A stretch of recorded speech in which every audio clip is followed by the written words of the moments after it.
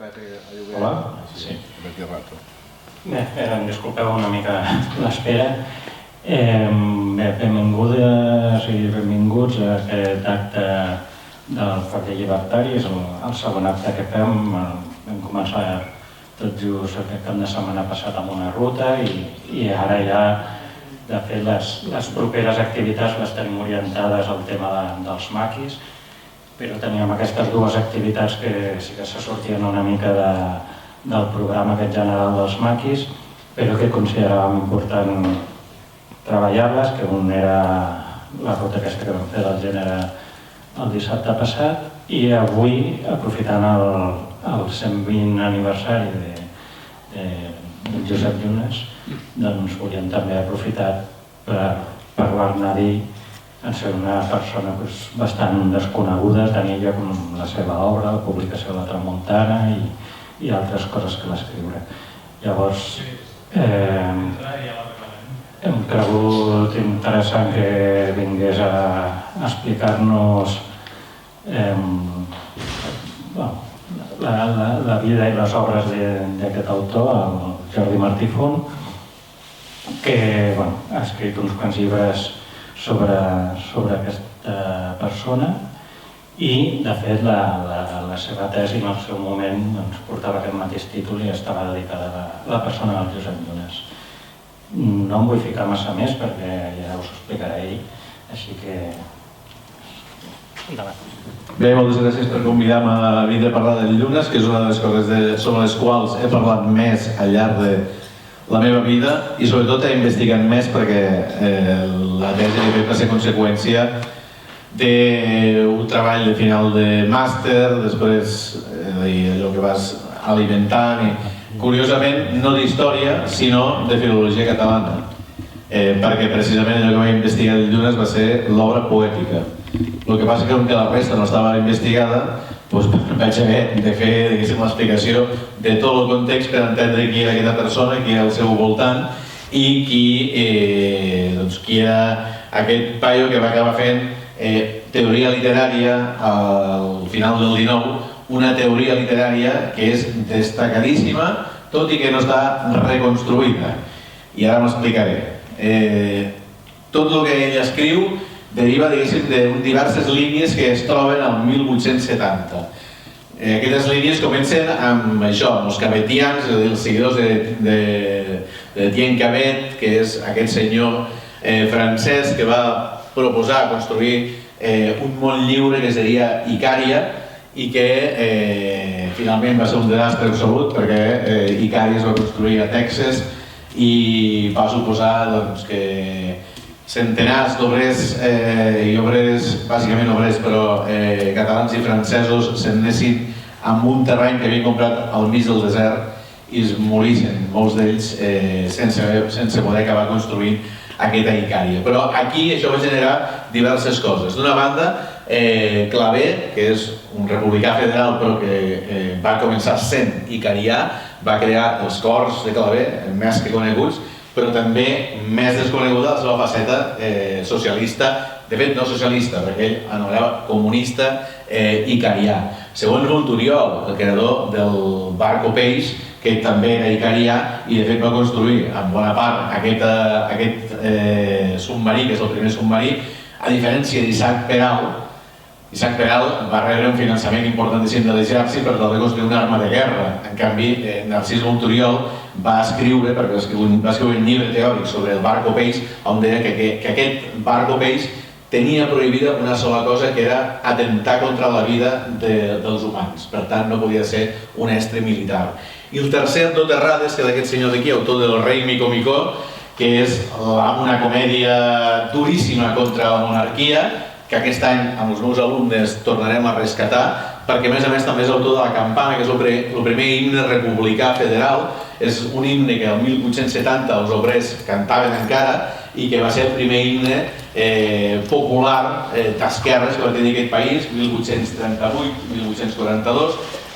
Mai enregistrat, fins a aquest any que els meus alumnes l'enregistraran. Això dels meus alumnes ho explico perquè és veritat. És a dir, aquest any fem el Rei Mico Micó i enregistrem un disc amb coral i grup de punk sobre Abdó Terrades. Va ser 5 vegades alcalde de Figueres, mai va poder exercir perquè les 5 vegades li donaven jurar fidelitat a la regència d'Espartero, s'hi negava i tornaven a fer eleccions. A la 5a d'aquestes vegades s'hi va negar també, però havien canviat la llei. I la llei el que deia és que qui, guanyant unes eleccions, no jurés seguir els preceptes de la regència d'Espartero, faria cap a la presó. I és el que va passar. Sent alcalde de Figueres, el van tancar a la presó de Figueres, del qual se va escapar 2 mesos després caminant fins a l'exili a Perpinyà. I a Perpinyà va escriure el Pla de la Revolució, que és un text on s'inclou l'himne de la Revolució, que havia de ser la campana. Bé, aquesta és una primera línia. Aquest socialisme utòpic és mentida que fos utòpic, amb el sentit que té la paraula. Això és un invent que va tindre Engels, que va utilitzar la paraula utòpic per atacar els socialistes, que deia que mai realitzarien la seva realitat. Es van realitzar a Icària, el que passa que va fracassar, igual que va fracassar la Unió Soviètica, i no per això el socialisme, diguéssim, marxista és utòpic. Però bé, ells eren utòpics perquè l'utopia era precisament la construcció d'una cosa que entre tots pensaven i entre tots feien. Però alhora en aquest país passen moltes altres coses. Això és un resum més que ràpid.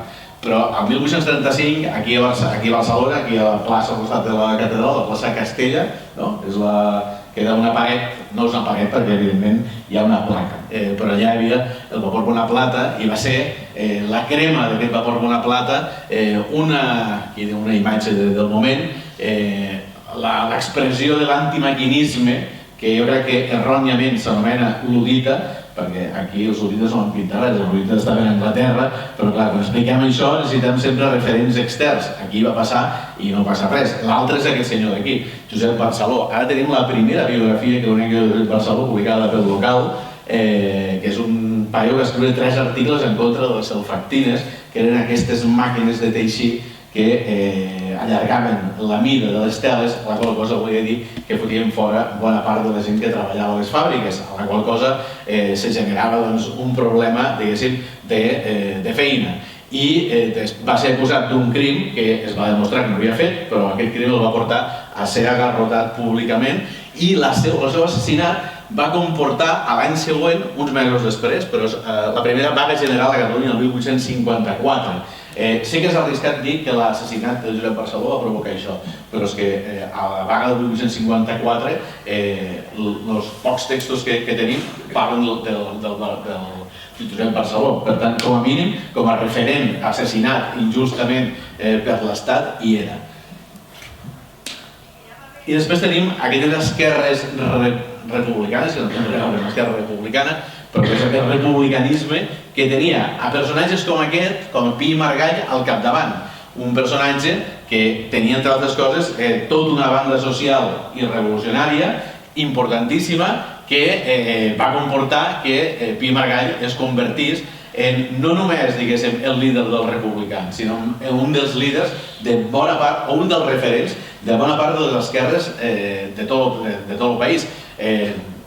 No sabem encara si va copiar Proudhon o si Proudhon el va copiar amb ell, perquè l'explicació més fàcil és va copiar els textos de Proudhon, es va adequar a la realitat catalana i espanyola, però això, si mirem les dates de publicació del principi federal, doncs cau per terra, perquè van passar pràcticament al mateix moment. Per tant, és més que complicat dir que un va copiar l'altre. Sí que coincidim amb aquest federalisme, que és un federalisme republicà, que serà una de les matrius de funcionament de totes les esquerres i, evidentment, també l'anarquisme.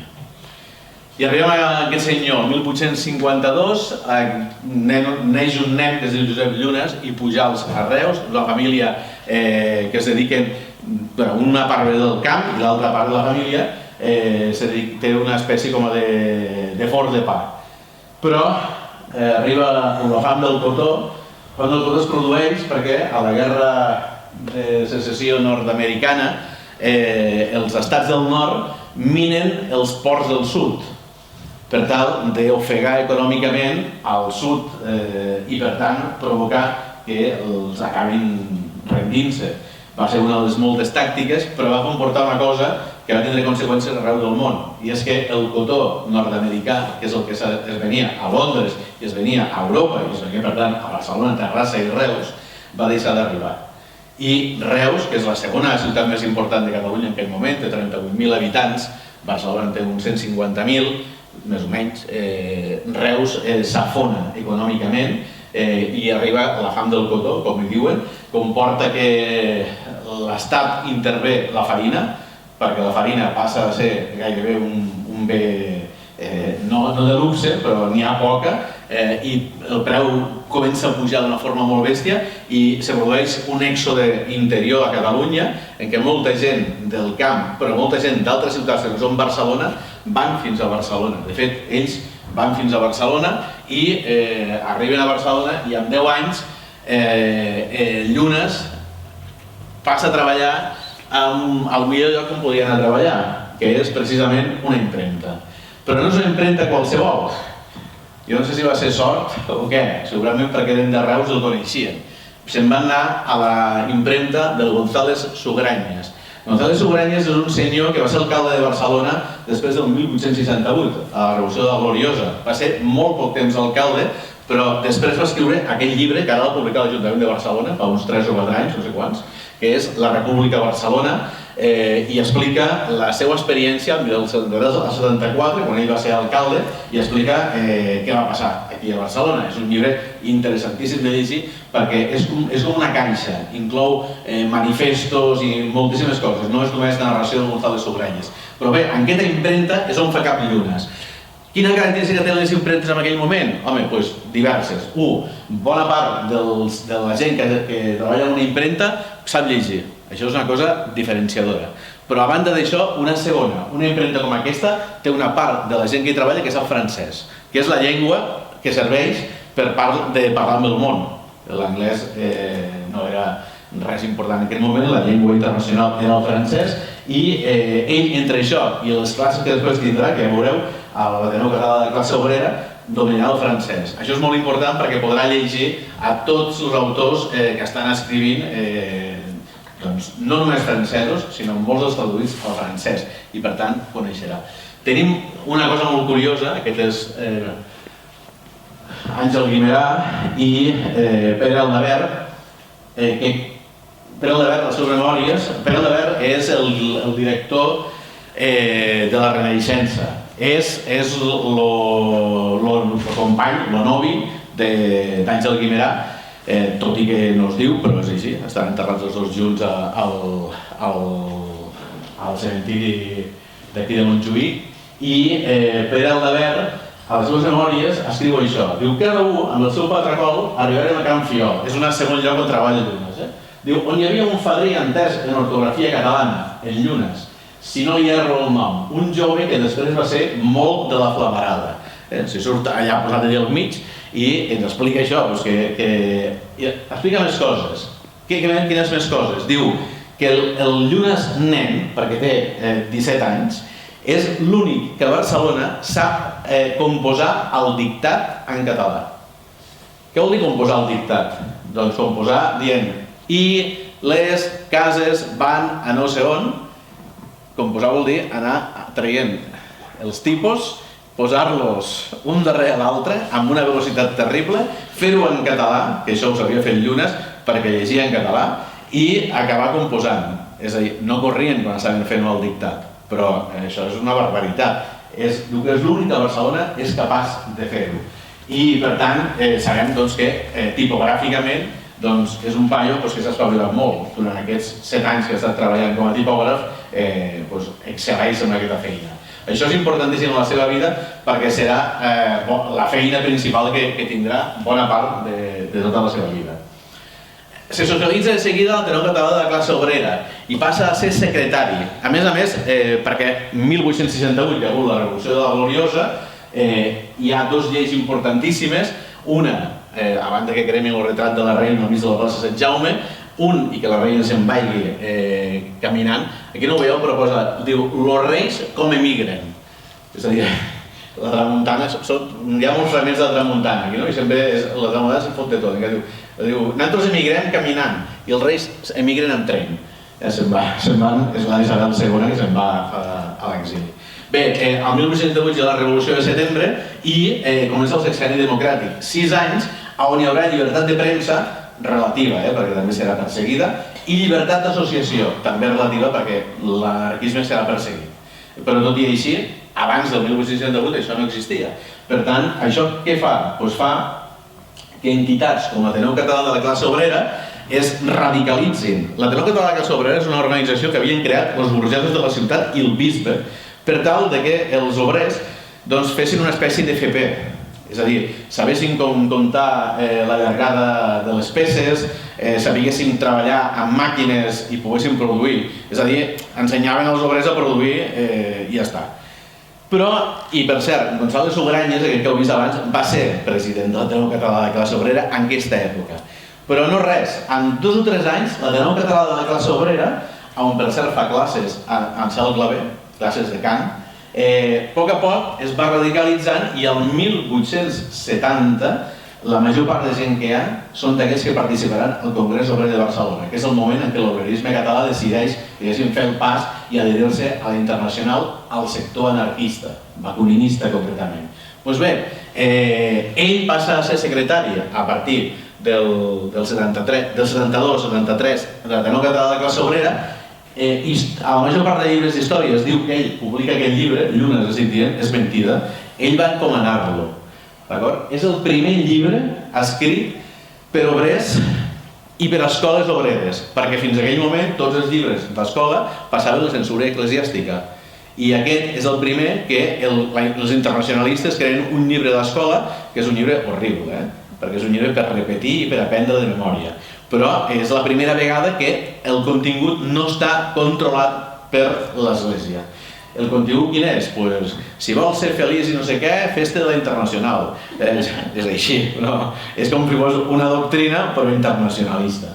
I la Dieta Socialista Internacional és obra de l'Emili Ugas, que serà un anarcocomunista amb el temps i s'enfrontarà amb Llunes, però durant temps ha sigut atribuït a Llunes, és mentida.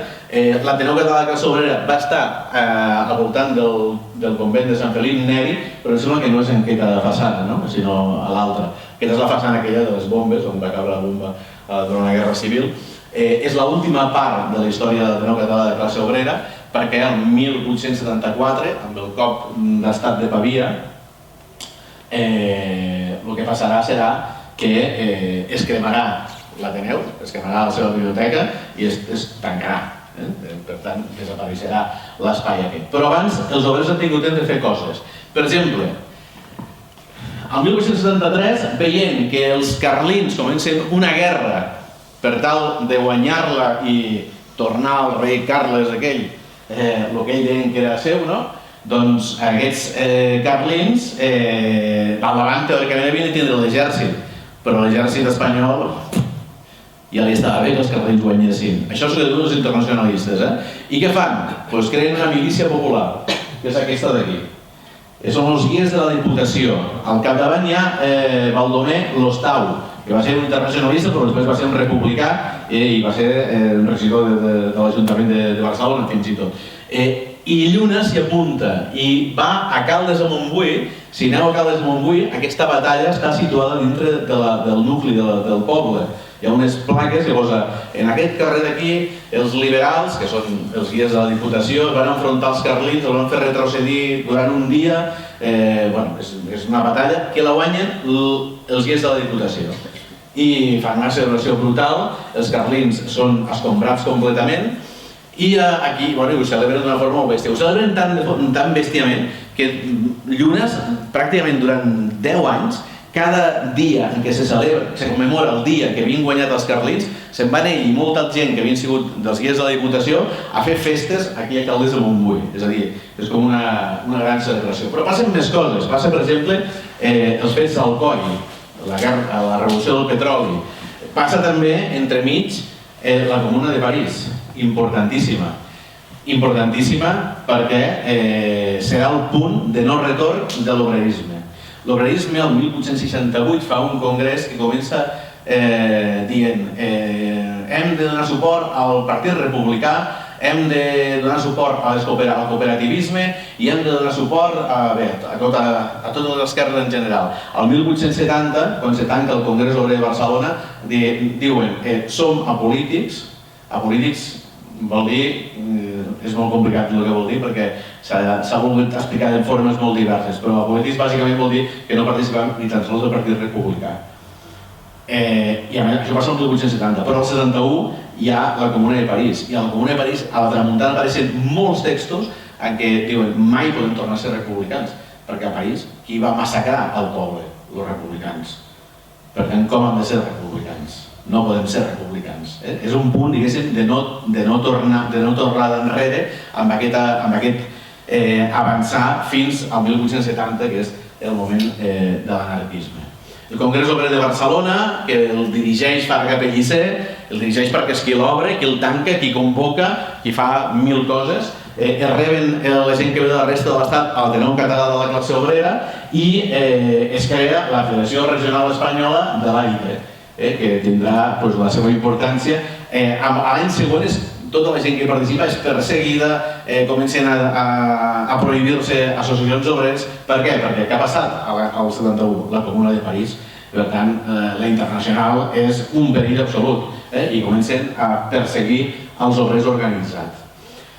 Aquest 1870 tenim el primer text de Llunes ja inviscuit amb això, té 17 anys o així, i publica a Lo Pontón, periòdic més coent que un bitxo. És un diari republicà que és del que després serà propietari de la Campana de Gràcia i de l'Esquella de la Torratxa. És un diari republicà, no té més que això.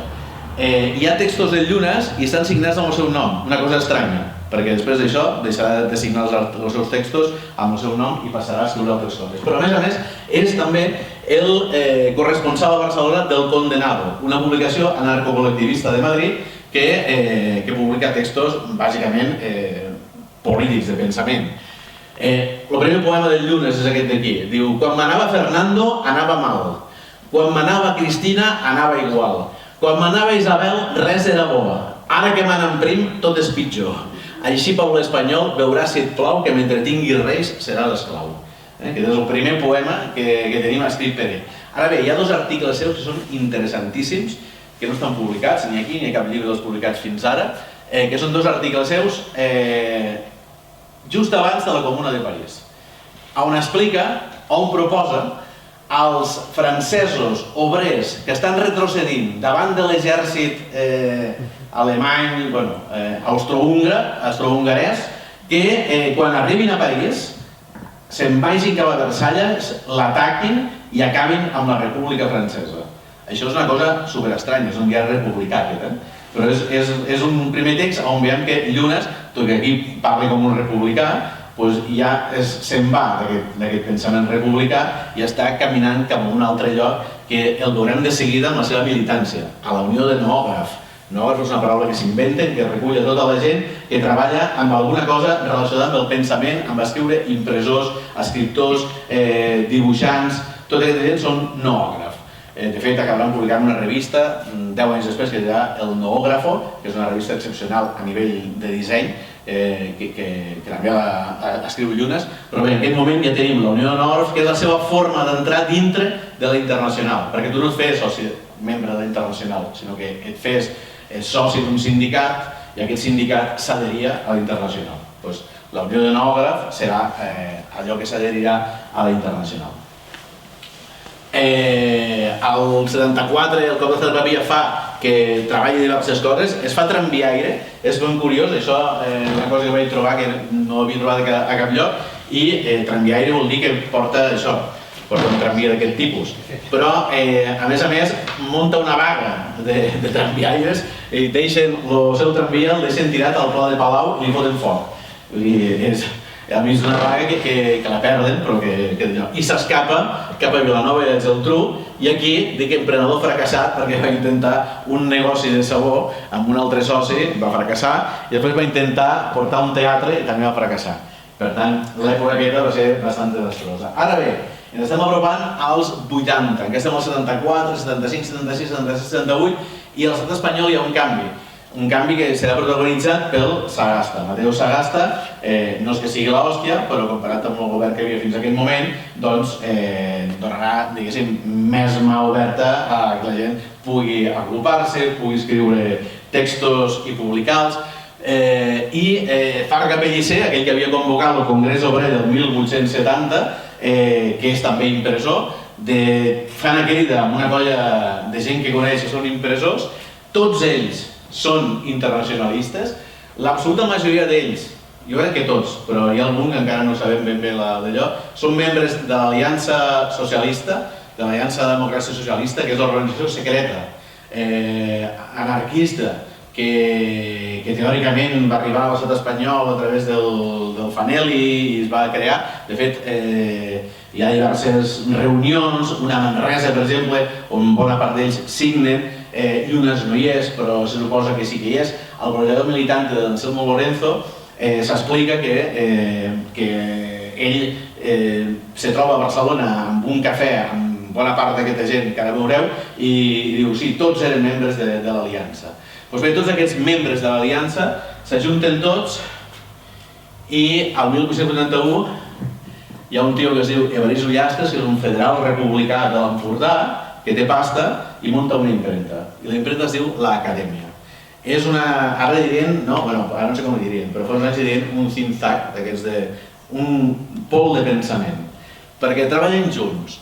Farga Pellicer, Cels Gomis, Anselmo Lorenzo, Canivell, Pellico, de fet, Manuel Vicente ho ha explicat en aquell llibre que es diu Àcrates, els tipògrafs de l'Acadèmia, i molta més gent, però treballen tots junts i és, clar, imagineu-se, treballar aquesta gent junts, què fan? Doncs fan llibres, fan els primers llibres imperiosos de Barcelona, però alhora fan les revistes més militants de totes. I per això tenim, la Tramuntana s'imprimeix aquí, fan molts llibres, aquest és importantíssim, Garibaldi, Història liberal del segle XIX, és una història de les revolucions liberal, aquí vol dir no autoritari, no anarquistes, però perquè Garibaldi és un d'aquests grans ídols. De fet, al Tramuntana el lloen sempre, diuen Garibaldi podria haver tingut una vida de repòs, però va acabar la revolució i va rebutjar tots els béns que li donava l'Estat i a més va demanar que l'enterressin fora de la Terra Santa. Bé, fan aquestes lluances que fan, però també surt La Gràcia, que és la gran publicació anarcocol·lectivista de pensament del moment. És una revista més petitona de mida, aquí és més gran que la Tramuntana, però és més petita.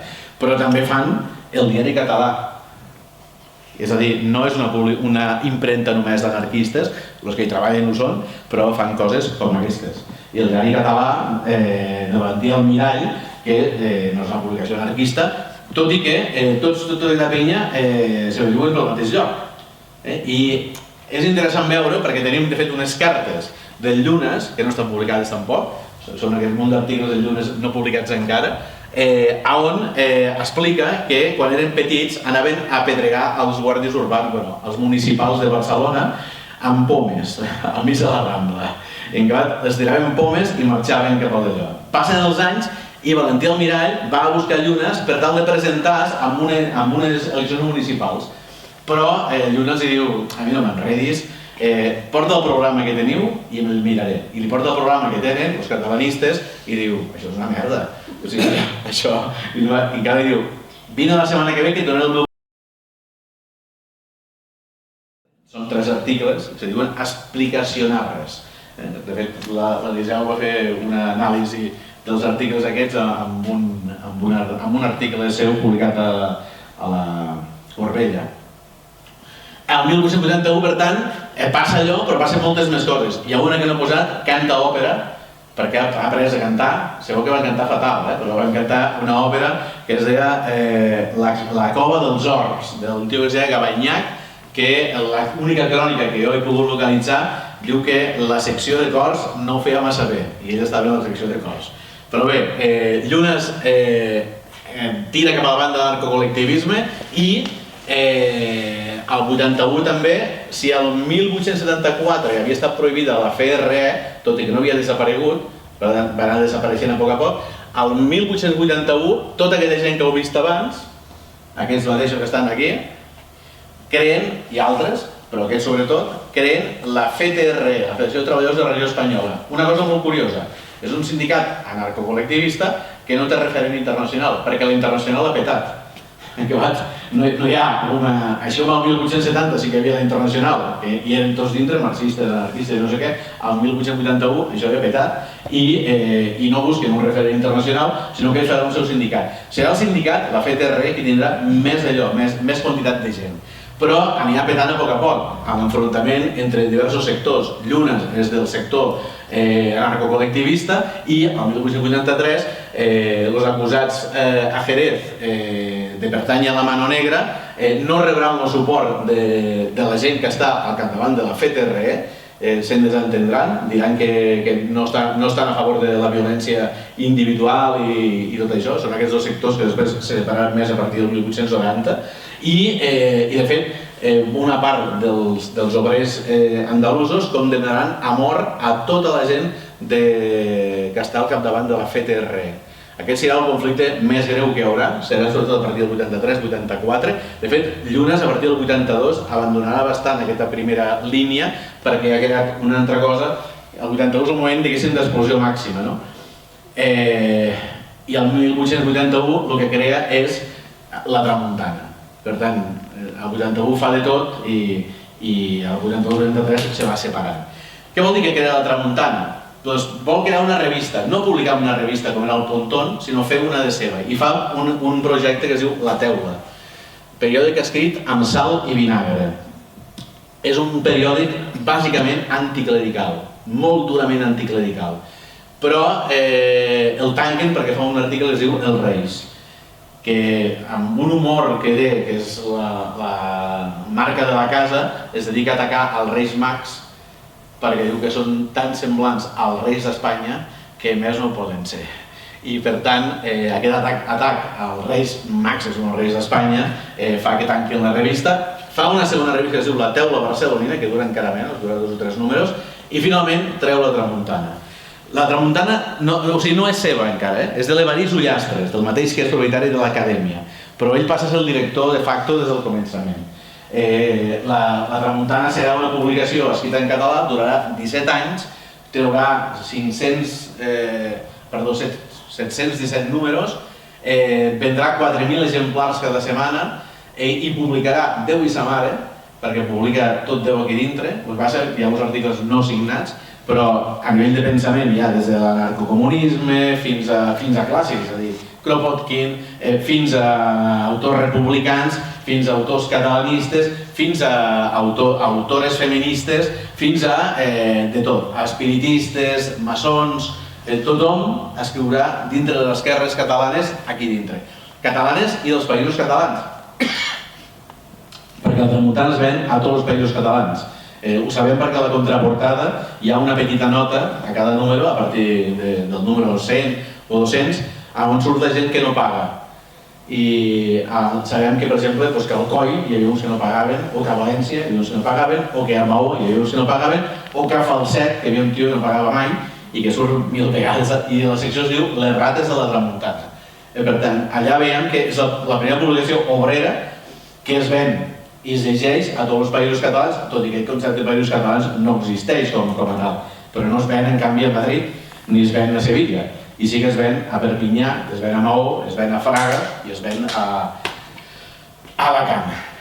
La Tramuntana és una publicació que entrarem, una publicació dura, amb el seu contingut, creen un personatge que és aquest senyor amb la barretina. És important això de la barretina perquè estem al 1881 i els símbols del que seria la catalanitat, entre cometes, no existeixen. Li van fotre la barretina aquesta i a vegades diuen és el gorro frigi català. Li diuen així, la referència francesa és constant, és una constància que apareix sempre. El pagès de la Tramuntana bufa i s'emporta els militars, els capellans, els banquers, els que fan miracles a tot Déu. A partir de l'atemptat del Liceu, la capçalera canvia i tot lo dolent ho tanquen aquí dintre d'una xarxa que porta el pagès aquest i aquí queda tot lo positiu. I aquí el que surt són ciències, arts, drets, devers, igualtat, l'estàtua de la llibertat, símbol maçònic, perquè tota la redacció són maçons, i a més símbol de la Revolució Francesa també, i dels tres principis que defensen sempre, amb una paraula de folre que posa perpindre. Aquesta serà la tramuntana de l'últim any. Una característica seva important és que utilitzarà sempre el català públicament, fins i tot a Sevilla. Que no costa res si t'esforces a entendre el que diu una persona està fent un míting, perquè quan crida la gent aplaudeix i quan no crida la gent intenta entendre què diu, no? Però sí que és veritat que parla en català sempre i de fet una de les vegades que em tanquen a la presó és conseqüència d'un míting lliurepensador que es fa a la plaça Catalunya, que no era cap plaça sinó que era un descampat on hi havia barraques de fira i altres històries, i allà fa un míting. I en aquest míting, dalt de l'escenari hi ha un representant del governador civil que pren nota del que diu tothom per poder-los denunciar després o no. Si és un míting públic, passava això sempre. I aquest senyor, ell comença a parlar en català, tots han parlat en castellà, i comença a parlar en català i diu, ¿en castellano? I diu, no. I diu, ¿en castellano? ¿Qué habla usted en castellano? I diu, no. Hi ha la crònica de la Tramuntana i li vaig dir, veient que estic a Catalunya i que la gent que m'escolta sap català, jo continuaré parlant en català. I l'altre diu, o en castellano o no habla. I va dir, aquest senyor d'aquí em diu que no parli. Diu, per tant, jo m'assento i callo. Això va generar que la gent va saltar a l'escenari, van agafar en aquest home, el van ensenyar Perera, perquè diu, ja fan, les conyes aquelles de la Tramuntana, diu, al Perera no li van quedar ni pomes, perquè el van tirar del baix de l'escenari i el van estomacar com de bastó. Va ser curiós perquè, després d'això, van demanar perdó des del govern civil pel fet que l'home havia provocat un merder que no calia, perquè ningú estava passant res, allà estaven fent un míting i que només van testar que el fessin en castellà, com l'únic que parlava en català, de tots aquests que no eren obrers només, hi havia gent molt diversa, des d'espiritistes, lliurepensadors, perquè era un míting lliurepensador. Doncs bé, aquest míting acaba com el ratll de l'aurora perquè ell manté el català. La Tramuntana té imatges brutals constantment i publiquen els principals dibuixants del moment. Llopart, per exemple, és un dels que sabem perquè aquest signa, però molts altres no sabem qui són perquè els dibuixos no estan signats. Sí que hi ha un treball sobre els dibuixos de la Tramuntana i surt un llistat de tots els dibuixants, són els principals d'aquest moment. Moliner, no només de l'àmbit republicà o d'allò, sinó a nivell general, però la major part de dibuixos no estan signats. Un tema que apareix molt és la llibertat del municipi, l'aranya agregacionista, Barcelona menjant-se Sants, Gràcia, etc. És aquest mateix moment en què això es produeix. Hi ha moltes portades sobre això, no és només que aquesta surti, sinó que hi ha altres on va apareixent. Quan la Tramuntana és prohibida, treu la sardana. Aquesta setmana prohibeixen aquesta, la següent surt la sardana. Evidentment, el disseny és tot diferent, és molt més net, molt més clar i no sé què, però el contingut és el mateix. De fet, acabaran prohibint la sardana també. I en canvi, com que ha passat el temps ja de prohibició, durant 4 setmanes de treure la Tramuntana, surt la sardana, prohibeixen la sardana i torna a sortir la Tramuntana. Però la Tramuntana és la que surt més vegades, la sardana és l'excepció. Aquí teniu els polítics del moment. Una altra cosa, aquesta és la primera publicació on hi ha caricatures de polítics. Era una cosa que no existia, això. I al començament de tot, les caricatures, com que ningú sabia la cara que tenia el president del govern, perquè la gent no tenia televisió, ni tenia quadres a casa, ni res d'això. En canvi surten unes caricatures i porten un lletrero amb el nom del polític, perquè així la gent ja sap qui és, no? I, a més, són molt accentuats, si un porta un tupè, li foten un tupè fins aquí dalt. I en canvi, 2 hores després la gent ja sap quin polític és. I publica tothom. Lliurepensadors, anarquistes, obreristes, catalanistes, maçons, espiritistes, socialistes, federalistes. Si llegeixes la Tramuntana, la Tramuntana pot generar 20 llibres perquè només analitzant les seves seccions realment hi ha una teca brutal. Hi ha una secció que es diu Mal temps, que són barbaritats dels capellans.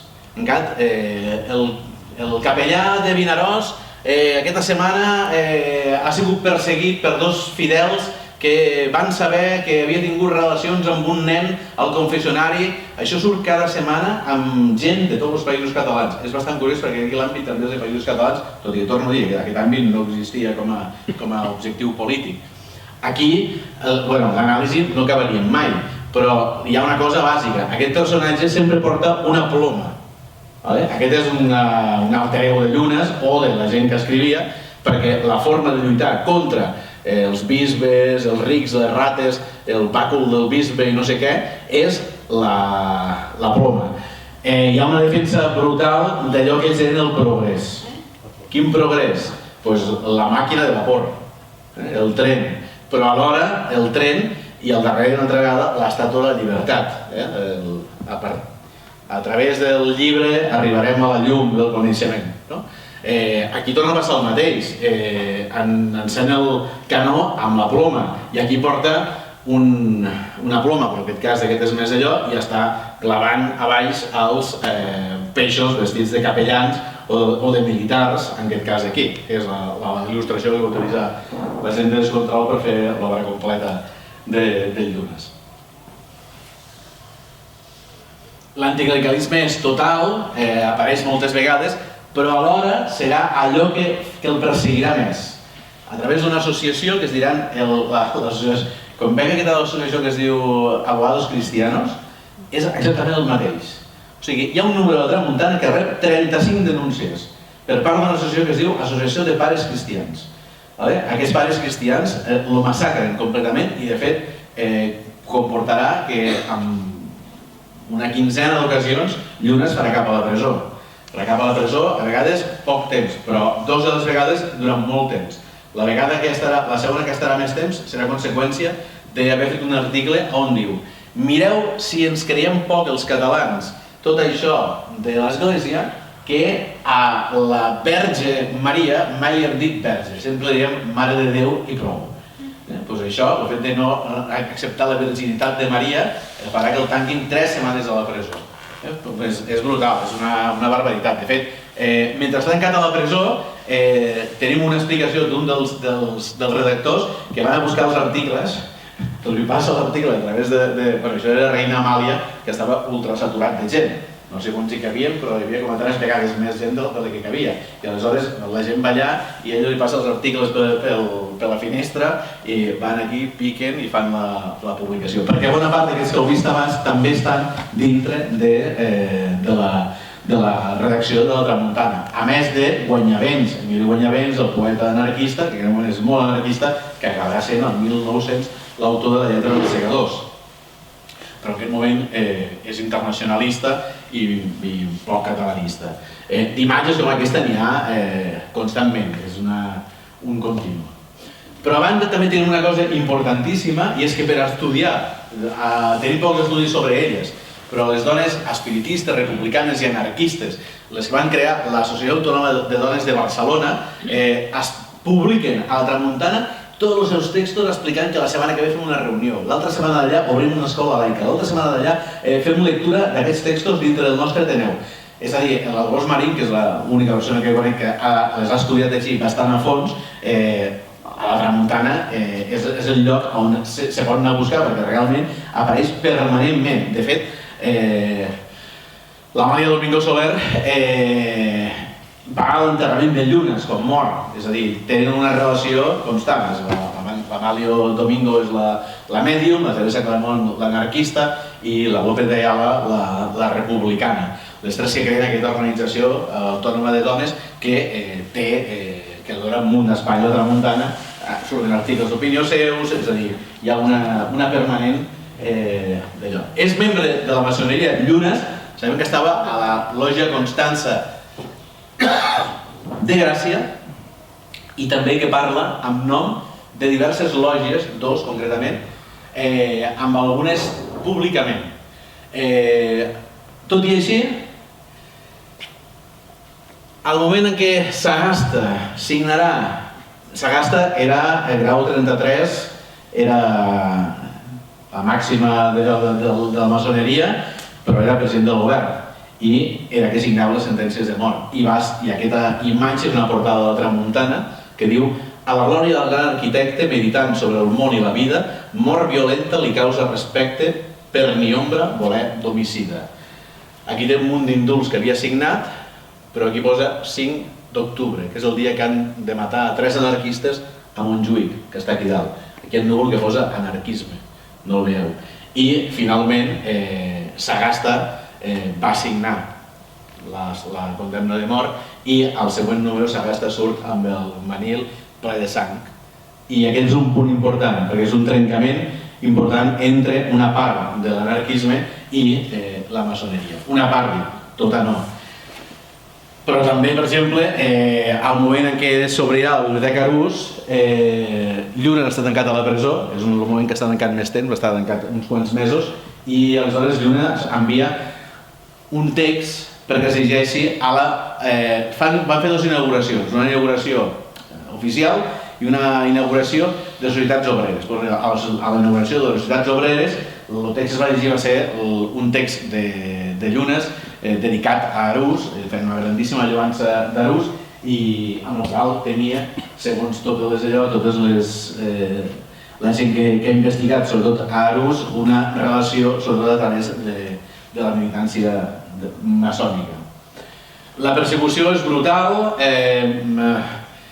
Per defensar la raó he tacat el dolent periodista volen estancat a la presó, aquest és ell, i qui a l'obrer fa bona obra a lo millor pres se troba, redacció de la Tramuntana, tancat dintre la presó, el seu dibuix aquest del d'allò lligat per tot arreu, anacronismes, i visca la llibertat d'impremta, posa baix, lo calvari està esperant, aquí crucificaran, anarquia, és a dir, la persecució és constant, a partir d'un moment determinat és tan brutal que, torno a dir, hi ha un número que té 35 denúncies i totes tiren endavant, no és allò que el denunciï res, sinó que han de pagar Llunes, s'ha de vendre 2 vegades els mobles de casa seva per pagar la revista i les denúncies que li fan.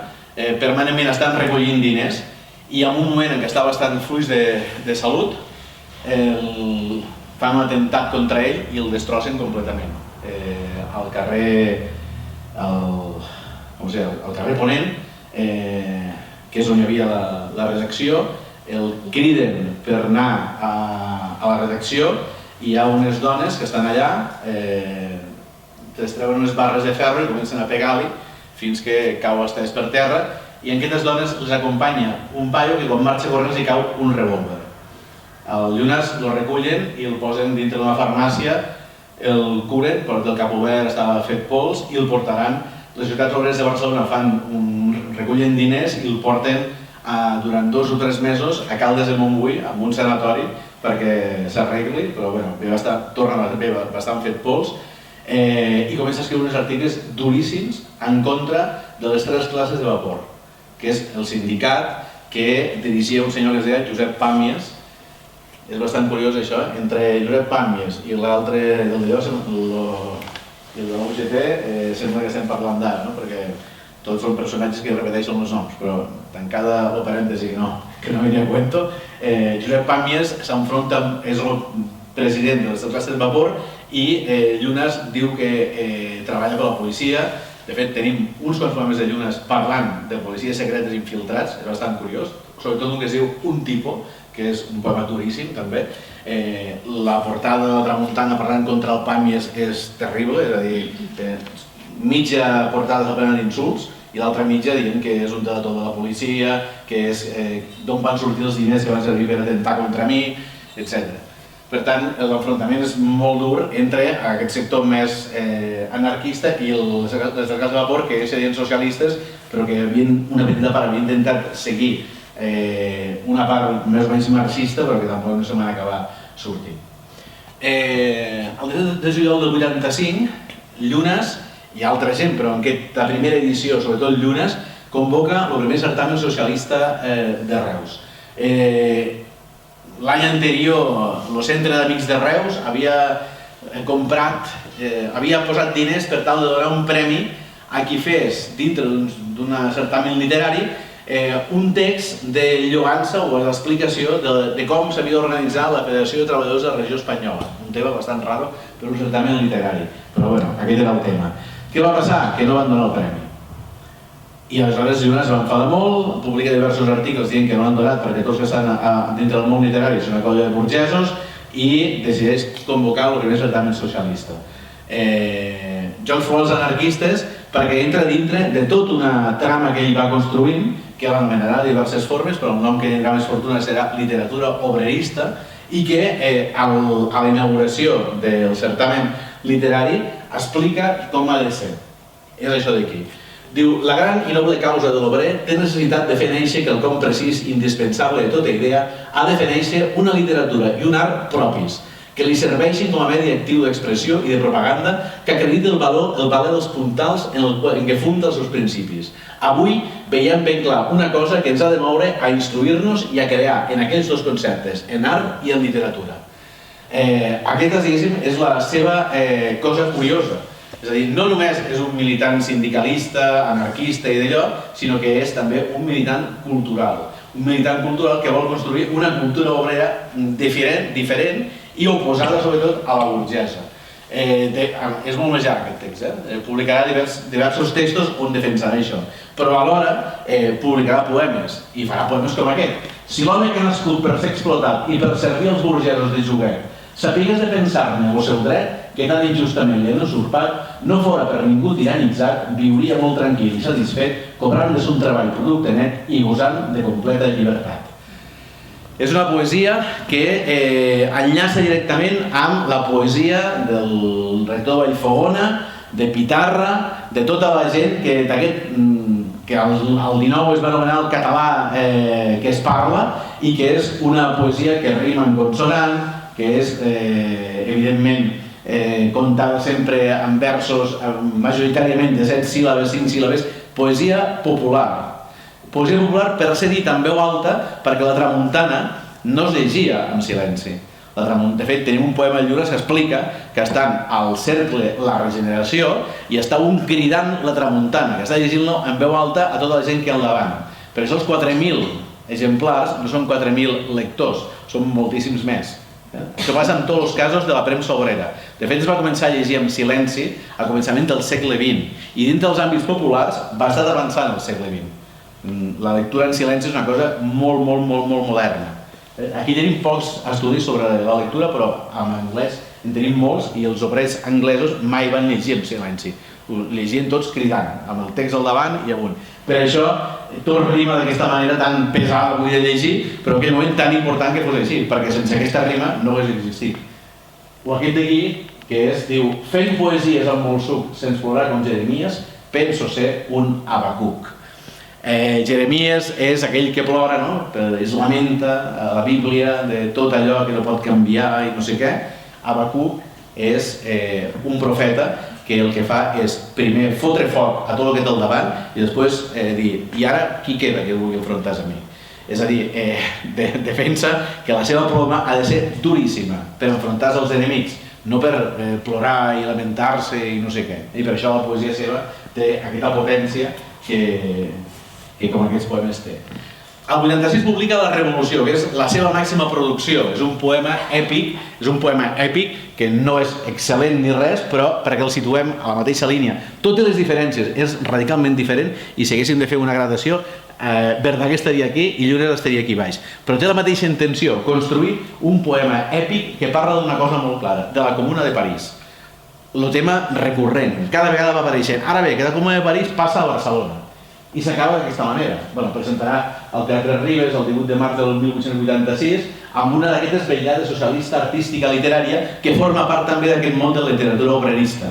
El Ferran Gallisa ha estudiat això mil llocs i maneres a la cultura anarquista a Catalunya i apareix moltes vegades, però falta fer allò que hauria de fer a la universitat, perquè jo com a mínim he trobat ja 128 poetes que escriuen així en català. D'aquests n'hi ha publicats 5 o 6 i res més. I penso que és important. Gairebé cap d'aquests publica cap llibre. Llunes és una excepció publicant aquest llibre, el 86. Tots aquests publiquen amb revistes, amb cartells, amb el que sigui, però no publiquen en llibre. Al segle XX començaven a publicar en llibre els obres, però aquí Llunes fa La Revolució, que és aquest llibre que s'acaba d'aquesta manera tan èpica, diu, quan el dret al deber igual ne sia, quan gosem vol dir gaudim, Quan gosem llibertat mai falsejada i cap jou de malvada tirania imperi en societat civilitzada, ja Mart, el déu de la guerra, haurà acabat son últim dia i Minerva, la deessa de la saviesa, en la pau sol serà llimada i el llibre proclamat serà una terra del fusell vencedor en noble guerra. Aquesta és la definició final del que és la literatura obrerista per Llunes, en aquest cas amb el poema èpic de la Revolució. Al 1890 tot aquest món de l'anarcocol·lectivisme va començant a ser escombrat sobretot per Malatesta, que serà qui portarà les idees de Kropotkin a l'estat espanyol, però també per gent que des d'aquí construirà aquest mateix pensament. Pere Coromines, per exemple, a través de Ciència Social, la publicació aquesta. Pere Coromines és el pare de Joan Coromines. Els seus articles publicats a Ciència Social, son fill no els va incloure a l'obra completa de son pare. Li havia semblat massa salvatge. De fet, els articles són duríssims. I això comporta, entre altres coses, l'enfrontament violent, que és la portada del Liceu, l'autorització dels Orsinis, la dinamita, i després el que després serà la repressió de l'Estat, sobretot en el procés de Montjuïc.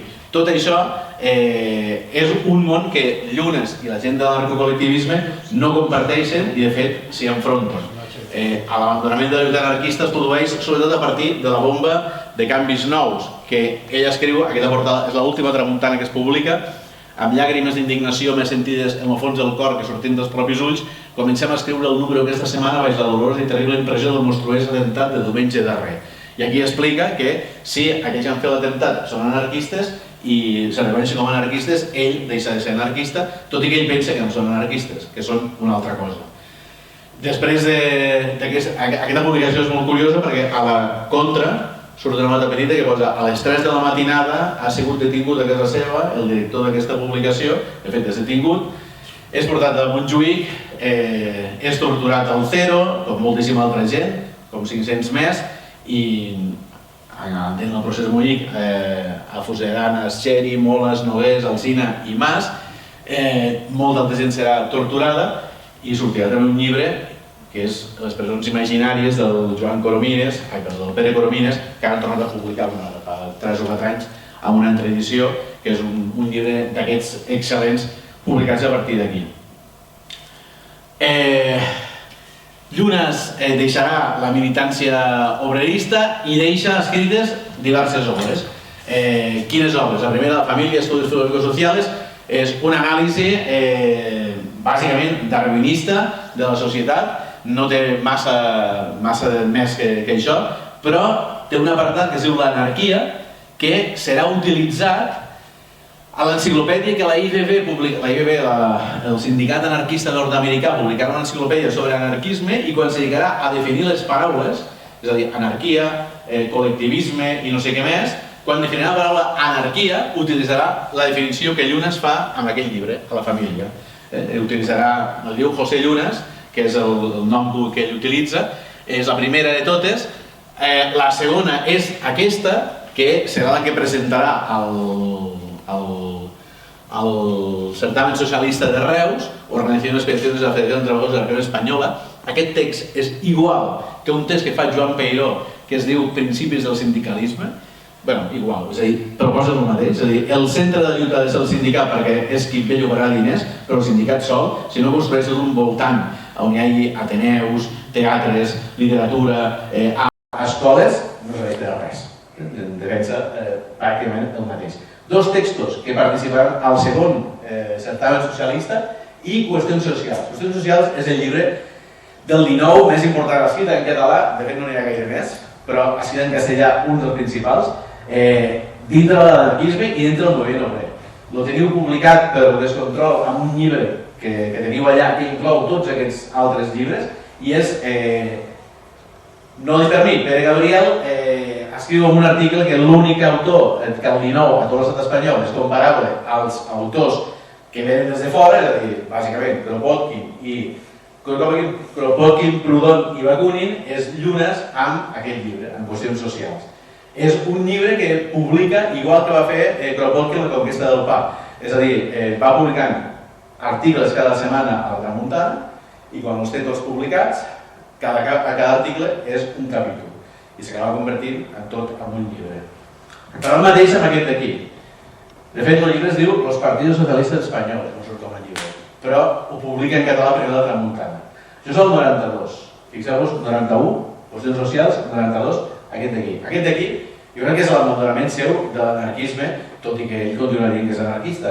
Però aquí el que proposa ell és que hi ha un partit socialista anarquista. Diu que per tal que la gent tingui algun referent per poder votar, tot i que tota la gent que estigui en el partit anarquista aquest mai podrà decidir res, perquè un partit anarquista només és per tal de fer front als partits marxistes, però no per arribar al poder, tota aquesta gent se sacrificarà i finalment, diguéssim, l'anarquisme acabarà tornant a sortir dels sindicats. Ara bé, proposa la creació d'un partit anarquista. Això no és la primera vegada que passa a l'estat espanyol, però després tindrem altres exemples de gent que fa el mateix, que Espanya, amb el seu partit sindicalista, que no és un partit anarquista, però que tira una mica cap al que ell proposa aquí.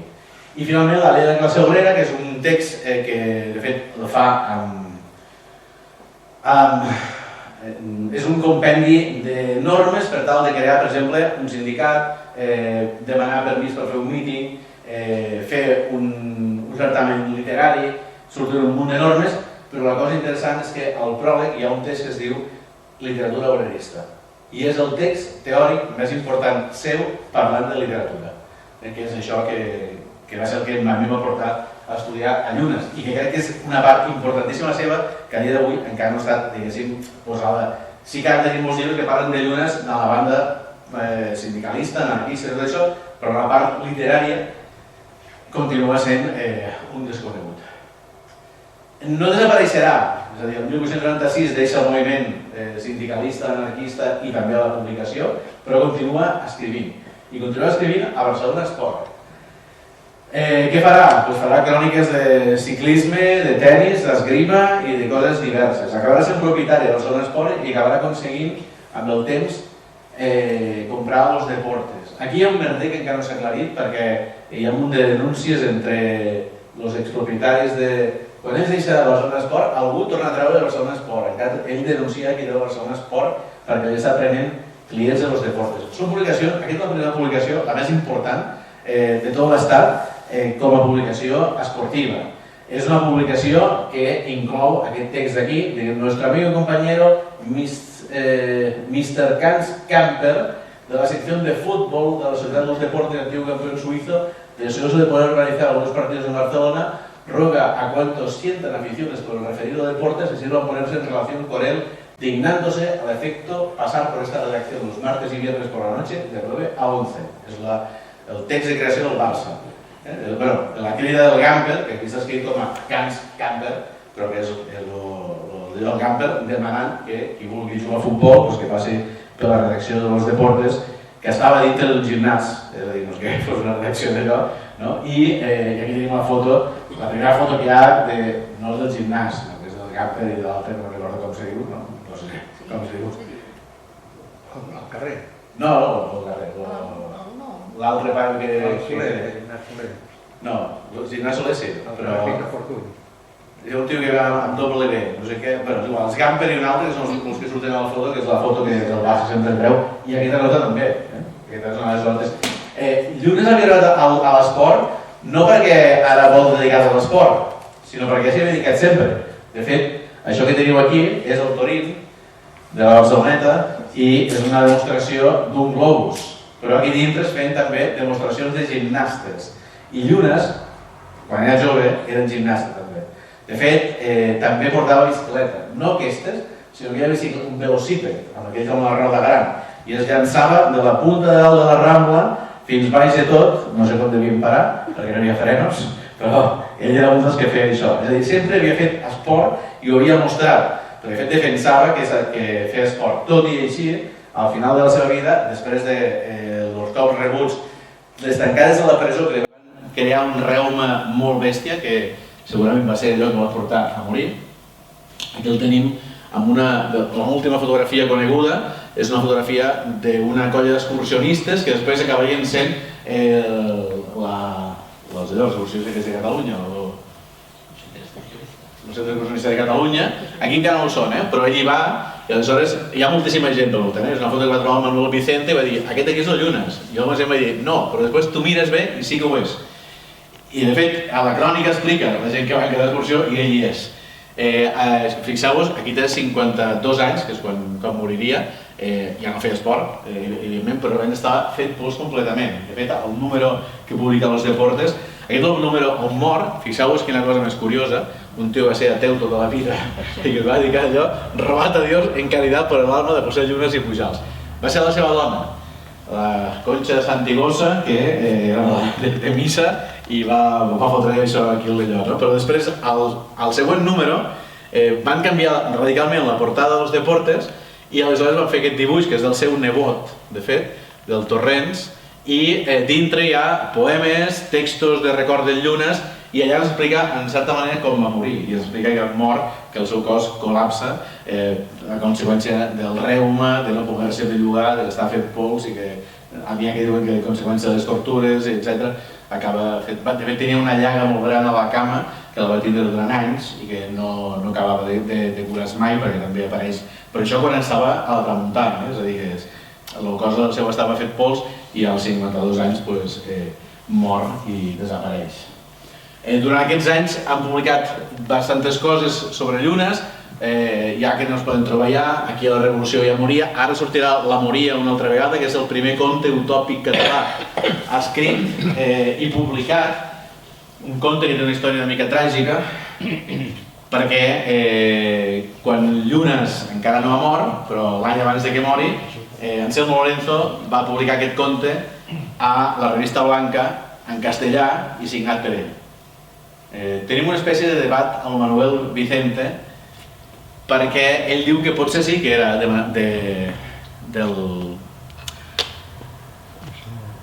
Però si fos realment així, Pau Veritats, que és un dels pseudònims que utilitza Llunes, crec jo, i tota la gent que l'ha estudiat, seria Anselmo Lorenzo. Amb la qual cosa voldria dir que l'obra d'Anselmo Lorenzo creixeria un munt en català.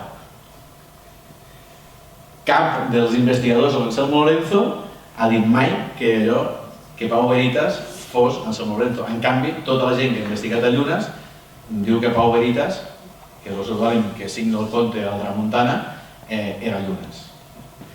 De fet, s'entén perfectament, perquè després de la bomba del Liceu, Llunes explica que comença a publicar en Pau Veritas, comença a publicar una sèrie d'articles i comença a escriure un munt d'articles contra el que ell anomena els petardistes.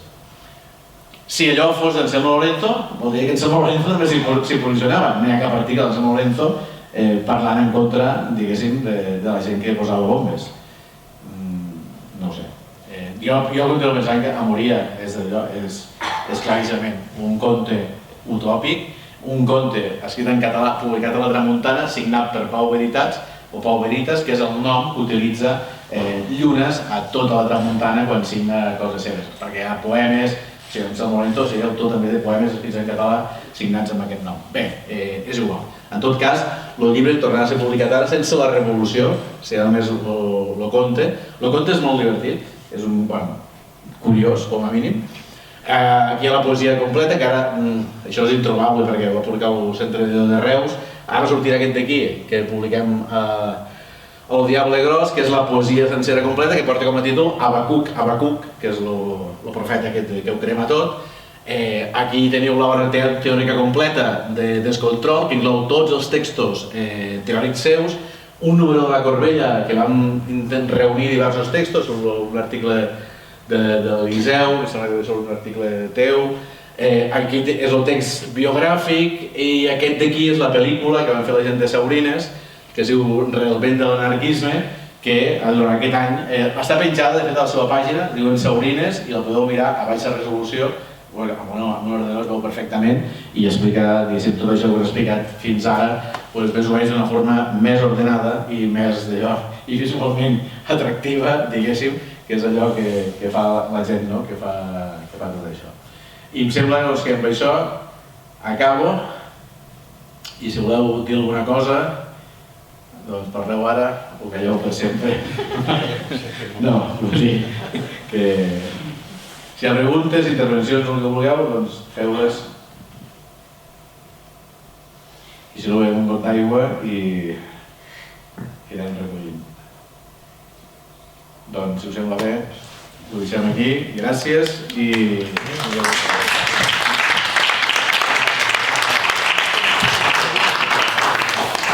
Com us comentava abans, aprofito per fer falta publicitària. Properes activitats del Febrer Llibertari.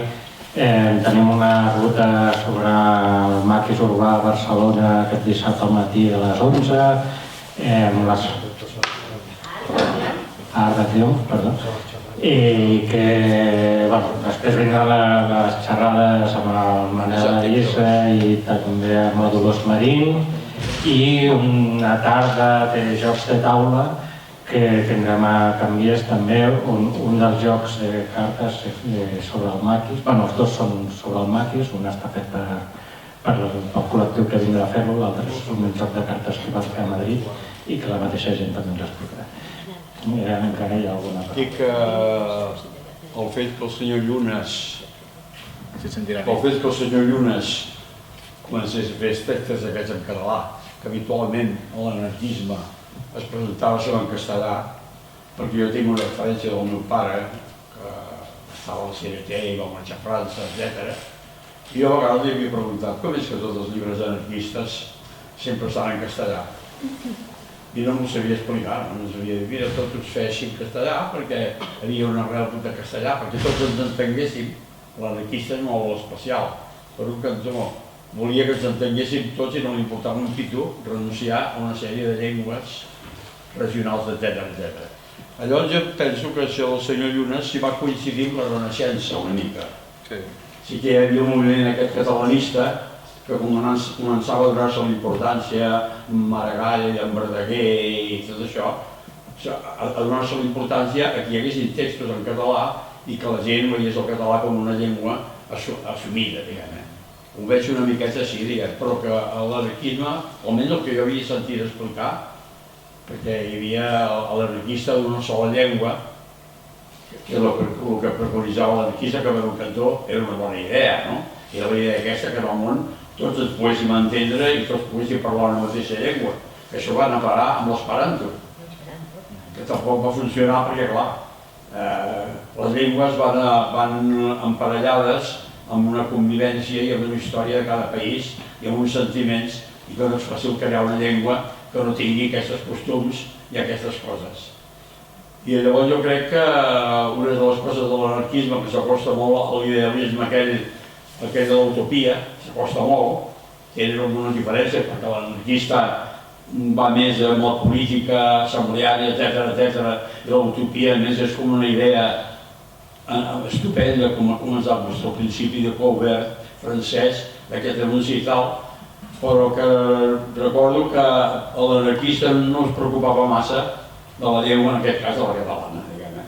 Però sí que ho van assumir i ja et dic, quan van coincidir una mica amb la Renaixença, i en aquest cas el senyor Llunes, suposo que va marcar una pauta, diguem.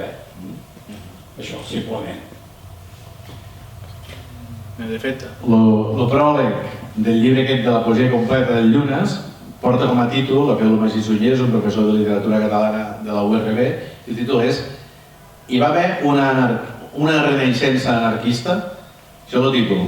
Va coincidir amb la Renaixença. Va coincidir, però la Renaixença també està mal explicada, perquè si situes el Llunes, al seu moment, fa Renaixença. La poesia que parla de la Mare de Déu, menys Verdaguer, que és una altra història, perquè és un nivell molt més elevat, l'absoluta majoria d'autors de la Renaixença són del mateix nivell que Llunes. No més. Per què coneixem? Doncs amb una sèrie d'autors perquè hi ha una construcció de la Renaixença que fa que aquells que podien obviar feien desaparèixer i els que no podien fer obviar no apareixia la part que eren anarquistes, perquè l'autor dels Segadors, que és Emili Guanyavents, que era renaixentista, aquest era anarquista. I a aquesta banda que era anarquista han hagut no d'investigar-ho, sinó d'intentar veure què passava, perquè el Emili Guanyavents ho trobes a la Tramuntana dia sí dia també fent xerrades al centre obrer de no sé on, al centre anarquista de no sé on més. I dius, aquest home, aquest home va fer els Segadors. Però clar, va ser uns anys després, els Segadors, 7 anys després. Però aquest senyor, a mi, no havia dit mai ningú que fos anarquista. Doncs bé, els que, com Llunes, aquest Llunes el van esborrar completament. Els anarquistes el van esborrar perquè l'anarquisme de final del segle XX és radicalment diferent al seu. I per tant aquest element anarquista queda desaparegut. Però per altra banda, que seria la renaixentista literària, els 200 poemes que escriu tenen la mateixa qualitat que qualsevol dels autors de la Renaixença que es presenten als Jocs Florals. Així de clar, menys Verdaguer. Verdaguer és una altra història, o sigui, Verdaguer el nivell és molt superior a tothom. Però per què coneixem Víctor Balaguer, per exemple? Víctor Balaguer escrivint poesia no és millor que Llunes.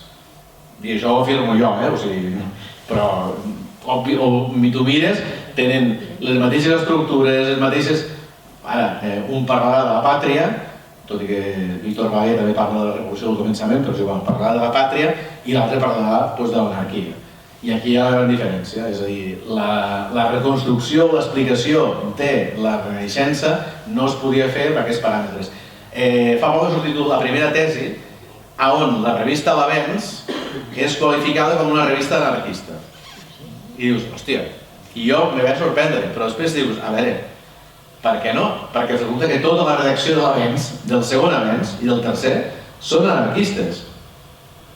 Doncs si són anarquistes i estan escrivint com a poetes, podem dir que l'Avenç és una revista anarquista. Més encara, la redacció era tot anarquista, però els que estaven al taller de composició de l'Avenç, aquests no és que fossin anarquistes, aquests eren els més anarquistes de Barcelona. Quan detenen el Llunes, la seva dona envia una carta al Jaume Massó i Torrents, director de l'Avenç, i li envia una carta dient-li han detingut el meu marit, faci alguna cosa, i Jaume Massó i Torrents va fer alguna cosa, se va escapar cap a Londres, perquè si no l'haguessin detingut amb ell també. A partir de la part final de la Renaixença, el primer modernisme és completament anarquista. És completament anarquista, i no només en aquest cas, o sigui, hi ha un munt d'autors que participen de les dues bandes. Ara, mai, jo ho explico a classe això, però a mi mai m'ho explica ningú. Jo vaig fer filologia catalana, vaig estudiar a un institut, vaig no sé què més, i dius, bueno, el modernisme en aquest país, sense l'anarquisme el modernisme no hauria existit. Així, tal com ho coneixem, és una altra cosa. Però Jaume Brossa, per exemple, és un anarquista de començament a final. I Jaume Brossa, és un senyor que és el director de l'Avenç a la tercera etapa i a més escriu sobre això. Té un article que es diu Catalanisme i Socialisme, on explica el catalanisme comença a interessar perquè ara per primera vegada he llegit coses que em recorden la Internacional, que és aquell programa econòmic que jo defenso. Aquest senyor, o Viure del passat, que és un text on diu tot aquest món que es dedica a mirar l'edat mitjana, ennomenada i no sé què més, són gent que el que no volen mirar és l'actualitat, perquè l'actualitat ells mateixos ens tenen antros sotmesos. Ell era un treballador, no se sap encara ben bé que treballava, perquè això és una altra història, però vull dir que hi ha molta cosa encara per desembrossar i el fet que existeix Llunes és interessant perquè trenca el relat de moltíssima gent. Però no només això, perquè al mateix moment que passa això, a València hi ha una revista que es diu El Jornaler. El Jornaler, jo als últims anys m'he dedicat a extreure poemes del Jornaler. Del Jornaler he extret 20 poetes valencians que escriuen en català, mai antologats enlloc. Ara, de què parlen els poemes? De vagues, de caixes de resistència, de la creació de l'Internacional a Russafa, de coses que no és ni la Mare de Déu, ni la pàtria, ni l'amor. Han acabat aquesta ampliació de temes i ha de ser, perquè si no l'explicació que tenim de la Renaixença és no falsa, sinó que està completament, diguéssim, reduïda a una part. Ell era renaixentista, el que passa que renaixentista d'una renaixença molt més àmplia. Una renaixença, de fet ho diu amb un tros, perquè ells escriuen contra els Jocs Florals. Per exemple, ells diuen, Jocs Florals, què és això? O sigui, un certamen medieval al segle XIX, al segle en què l'electricitat, la màquina de vapor i la medicina ha generat la modernitat, com que un certamen medieval. No té ni cap ni peus. I hi ha un moment que ell diu, en lloc de Déu, pàtria i amor, nosaltres defensem igualtat, llibertat i fraternitat, que són els principis de la Revolució Francesa que ells agafen com a base del seu pensament anarquista. És aquest tema. és veritat això que dius, que hi ha una part important de l'anarquisme i molt gran, i al segle XX més encara, al començament del segle XX més encara, però al començament, que és en aquest moment, bona part Cels Gomis escriu en català, Nil Guanyavell escriu en català, tot el gent escriu en català, tot i que després, és veritat, ni els anarquistes ho han reivindicat, ni els catalanistes ho han reivindicat, ni ara, per sort, tota aquella gent de què he parlat, a dia d'avui, tots tenen una biografia feta. Però això ha passat els últims 10 anys. O sigui, 10 anys enrere no sabíem ni qui eren. O sigui, jo mirava aquestes fotos i sí, però aquest paio escriu a la Tramuntana perquè no sé el seu nom, però no sabia qui era. Pellico, jo què sé, el publicava el Vicente l'últim, jo què sé qui és. Hosti, el fundador d'una part de les ciutats obreres d'Argentina i Uruguai, era de Barcelona, i estava en el mateix grup, és a dir, amb ells. Per què tot això ho desconeixem? Bueno, perquè durant molt temps no se n'ha parlat, però a dia d'avui crec que hem aconseguit com a mínim tenir tota aquesta gent ja, diguéssim, constel·lada. Ara, després evidentment passarà que no llegirà ningú això, però és igual. Ara com a mínim si algú comença a veure aquests noms pot anar i dir, ostres, qui és aquest? M'ho miro, Cels Gomis. Cels Gomis és un folclorista brutal, però és un folclorista que és diferent a Amades. Amades era molt bo i tot el que vulguis, però busca textos sobre bruixeria a Amades. Doncs n'hi ha 2 o 3, perquè Amades el recollia. En canvi, Cels Gomis en recull tants que el seu fill el recull tots en un llibre, que va fer un llibre que es diu La bruixa catalana, que són recull de coses que havia buscat son pare i que no havia publicat al seu moment. Però per què? Doncs perquè Cels Gomis té una mirada diferent sobre el folklore. No és mirar el passat per tal de recuperar allò que desapareix, sinó diu, vaig a inventariar el que hi havia perquè no torni mai més. Perquè el món nostre és molt millor que aquell món que hi havia abans. Bueno, és una opinió, però un altre personatge desaparegut i que ara tornem a tindre gràcies a que a Tarragona l'Emili Samper se va dedicar a fer una tesi doctoral sobre ell i va flipar perquè l'estava investigant per la banda folclòrica i de cop se va trobar que és amb un tio que té obra teòrica anarquista que publica totes les publicacions anarquistes del moment, que fa poesia i què és això? I és això, són uns personatges bastant flipants perquè fan de tot i a més excel·leixen en algunes parts que a nivell. La Colau, quan era alcaldessa de Barcelona, la primer d'allò va dir que el Museu del Disseny de Barcelona se diria, no sé qui la va assessorar, però era un assessorament molt ben fet, se diria Eudald Canivell. I Eudald Canivell, ja sé que no és gens conegut, però és un dels dissenyadors principals d'aquest moment i és un d'aquesta colla també. També tenim una biografia perquè el Manuel Vicente també va fer una biografia sobre ell. Dius, hòstia, és un món desaparegut però que hi era i encara hi és perquè el tenim historiat. Vull dir que ara que això dels 120 anys, en certa manera, per tornar una altra vegada a mirar-vos-ho. Perquè a mi fa molta gràcia, o sigui, en aquest país, per exemple, Gramsci és citat amunt i avall com aquell que situa la cultura al centre de la revolució. I de fet, tothom publica Gramsci, tothom cita Gramsci, Gramsci amunt i Gramsci avall. Llunes, molt abans, diu exactament el mateix. A més, parla de la situació d'aquí. És veritat, és el segle XIX. Potser costa més d'entendre que els 30 del segle XX. Però el que diu és exactament el mateix. La classe obrera ha de construir una cultura autònoma, separada de la burgesa, enfrontada amb ella i capaç de viure per si mateix. Que tingui un art, tingui una literatura... Després, aquests textos són llarguíssims, perquè he fet 4 apuntes, però va citant tots els autors que es poden aprofitar encara. El mateix que va passar als anys 60 quan el marxisme va intentar construir allò que es va anomenar la poesia social. Que l'Àngel Carmona va escriure en diversos llibres i va dir, hosti, aquesta és la poesia nostra, que és la poesia de la qual venim.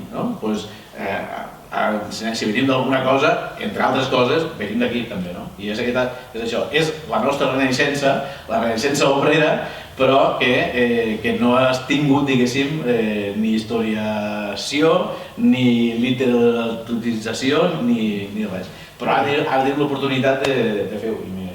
I acabo perquè si no m'ho tenim tot. Gràcies. Hola. Un petit apunt molt breu sobre això. Si alguna persona està interessada, cada dimecres de 6:30 a la tarda, 7:30 a la tarda, hi ha una trobada de gent que vol parlar esperanto aquí al bar, si aprofitem que surt el tema. Vinga, gràcies.